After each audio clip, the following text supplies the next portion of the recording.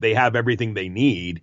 And so some of the men want to stay there, but Greely, he's their leader. He's an army man. There are orders. And he says, by this date in early August, we're going to leave. We're going to board up Fort Conger, take everything we need. And they have like a 28-foot long steamship dubbed the Lady Greely. And they have about 5 other oar-driven whale boats, and they string these all behind the Lady Greely and head off into these ice-choked waters heading south.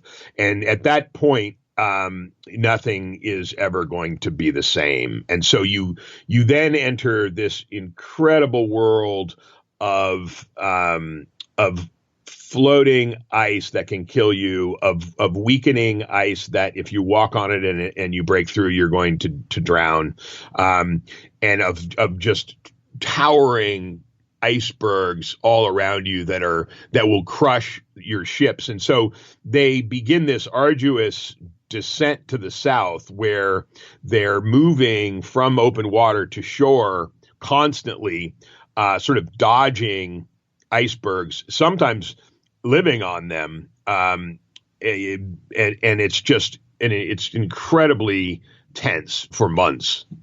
And the 24, 25 men who are originally on the expedition, their numbers continually shrink. Do most of the deaths occur during this trip south, or was it already happening? No, and so that's one of the things that Greely was most proud of. I mean, so for the 2 years that they're at Fort Conger, they strike to farthest north, they go farthest west, they discover all these hundreds and hundreds of new miles in Greenland that have never been explored before by non-native peoples, and he loses not a single man. And even in their descent, the 250-mile descent south, he loses not a single man. I mean, there are really close calls. People fall overboard and into the water and, are pulled back onto the ships or onto their boats. And they have to quickly change their clothes because they're getting frostbite, and so, but by the time they make their way, and they have literally been on one iceberg that's being ground down from other icebergs and split in two. They're on that thing for like a month, just floating aimlessly. They finally get to shore, and even then, remarkably, he has not lost a single man. And so what conspires against them ultimately is starvation, because the food sources that were supposed to have been left for them were not left where they were meant to be left. And also, unfortunately, the game that was fairly plentiful near Fort Conger, it's sparse where they land. So really, even then, they hang on. These men are incredibly industrious, I have to say. I was so impressed by their abilities to bag what game there is. We're talking Arctic foxes and lots of shorebirds. And then the Greenlandic guys are really good at getting seals. And so, they're eking out this subsistence on this rocky, barren shore for something like 8-9 months, with dwindling food stores of their own. Here, where they were expecting to find this food cache, but it's not there, are they remaining at the spot waiting for a ship to come, or are they continuing to move? Where are they at this point? Right. So once they get to this place called Cape Sabine, that is where the predetermined orders suggested that there would be caches left for them, and or a ship would come. Now, importantly, directly across from Cape Sabine on the Greenlandic side is this place that they had stopped over at it's called the Smith Sound, and it's only 22 miles away. It's tantalizingly close. In fact, from their promontories at Cape Sabine up on the bluffs on a clear day with their telescope or binoculars, you can actually see the outline of the shore. And they know that right there's this place called Pandora Harbor. There's a population of Etah natives, who have huts, dwellings, food, shelter, warmth. And so they're constantly scanning the water and the ice to see whether they can get over there, possibly, whether a ship might have come there, and then whether a ship, of course, is going to come for them. And so it becomes this really sort of painful. It's a race against time where the reader knows that finally ships are going to be dispatched for them. Greely has men scouring the shores and sending them out on these food finding missions because somewhere they know that there are these caches. And in those days, they would place caches of food under giant cairns of rock. So he would send a couple men out on week-long food finding missions, and they're really, really hard because the men are really struggling at this point, for they're malnourished.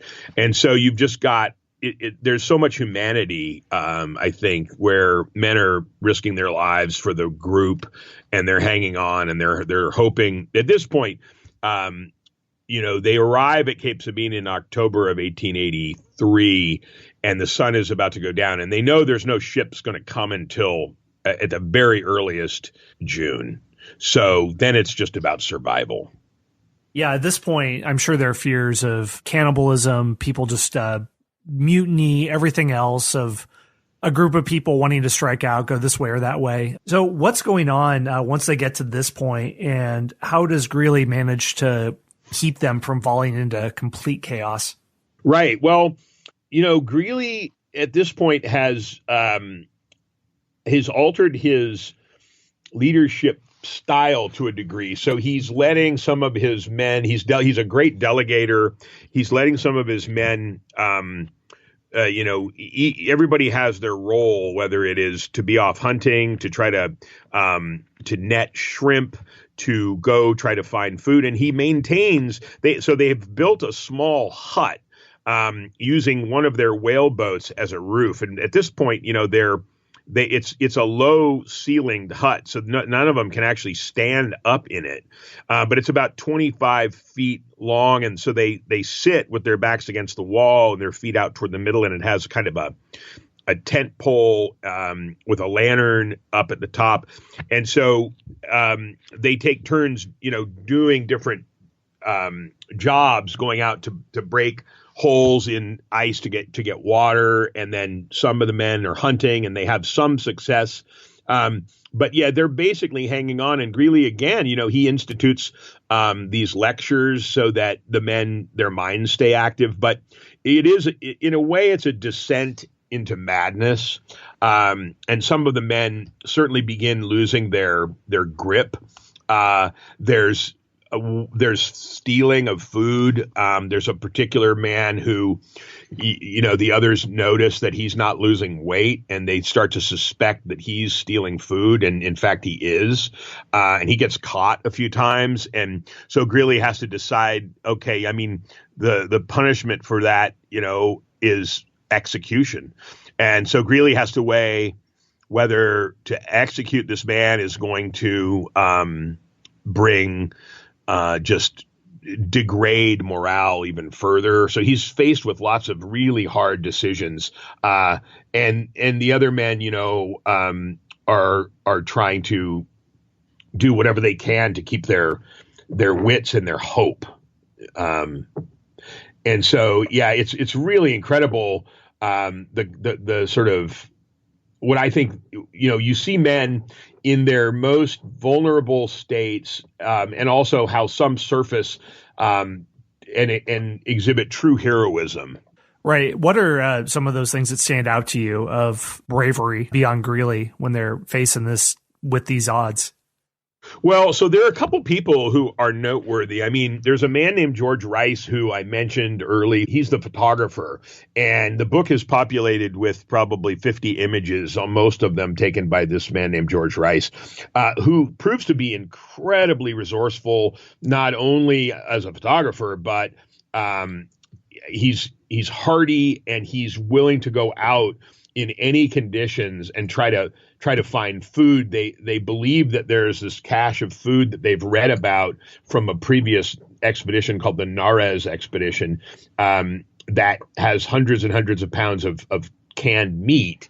And so there's a couple guys. One of them's name is David Brainerd. The other one is Lieutenant Lockwood, and then George Rice, who are, they're very hardy, and they're willing to sacrifice their own health and conditions for the others. And so on numerous occasions, men will, and the Greenlanders, I must say, these two continue to hunt through all conditions, and it's very dangerous. They've got skin kayaks, and so they're constantly going out on the water and trying to shoot seals and walruses. And it's that you see these incredible moments of near misses and near successes where they'll shoot a walrus that's on an ice floe, and then as they get near it, it'll slip into the water and sink, and you've got these hundreds and hundreds of pounds of meat and fat that they desperately need, and you just see it sinking into the water. Oh man, it's brutal. Yeah, I mean, I just can't imagine the disappointment when you think this could be the difference of life and death. Hey everyone, Scott here. One more brief word from our sponsors. When they're caught in this encampment, eventually some do survive. So how are they finally able to reach civilization? Right. So what's really amazing is that you, again, I was able to toggle back and forth between what's happening in the United States and Greely and his men will leave them temporarily in some state of peril. And I chuckle only because, in hindsight, you have the ability. It's certainly not funny for Greely and his men, but from the standpoint of cinematic, dramatic effect, you're able to see what's going on back home. And so one of the things that's really compelling is the efforts of Greely's wife, Henrietta, who has never given up hope, even though they have no information except for these ships that are going to go try to resupply him and or rescue him are not succeeding. And so Greely's wife, Henrietta, remains just dutiful and steadfast in her efforts to have the U.S. government not leave them there. And so she organizes, and I mean, she writes letters to the president. She has, she's well connected with newspapers across the country, and she creates a kind of national frenzy about, it'd be like if we had left some men on Mars, and then Washington was sort of foot dragging about whether we should go get them.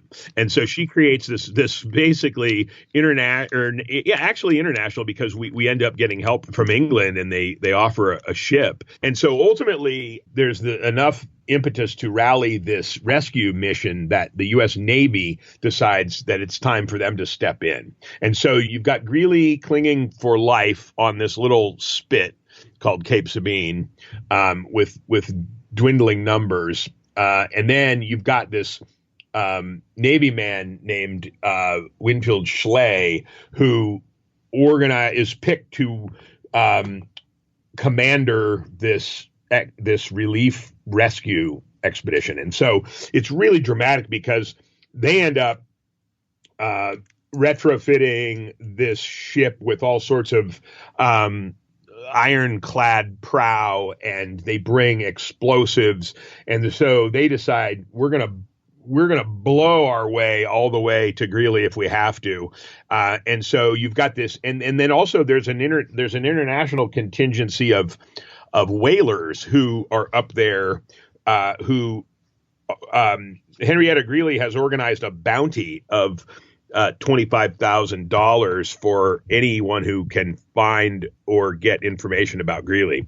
So you've got like a dozen Arctic whaling ships that they're knowledgeable about these waters, and they're kind of racing and helping Schley and this armada of 3 rescue ships.